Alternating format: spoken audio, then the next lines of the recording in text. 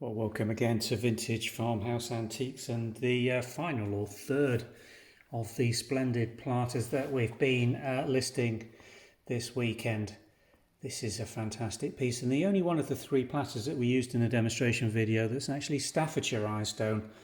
One turned out to be Yorkshire and the other Newcastle Potteries.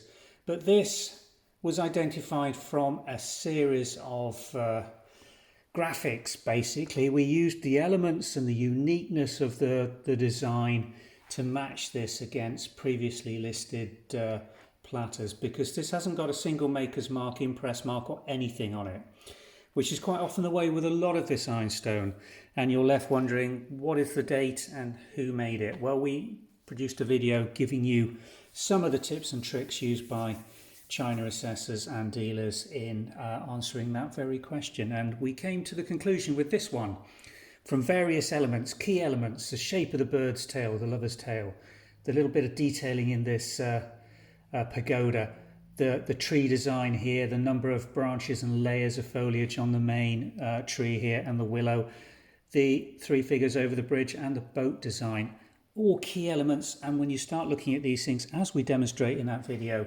they are quite unique to certain factories and the blockwork designs that they were using. Not on all sizes of platters, but if you can find an identical or similar size platter and the blockwork all matches, then you can be pretty certain that you've got some idea of who made it and what dates it was. This was made by Edge and Malkin. It was made in Burslem, Staffordshire. The other big clue is that this is a whitish glaze and finish on the underside and on the surface, as opposed to the almost flow blue nature of the other pieces of ironstone from Yorkshire and Newcastle. The one drawback to this thing is this little area of staining here, antique staining that's just got in there under the glaze. May be removable with some oxidizing agents, but I really don't want to try it, and I don't think it's bad enough to really detract from the overall beauty of this huge platter. This is 19 3/4 inches from length to length, 15.5 inches deep.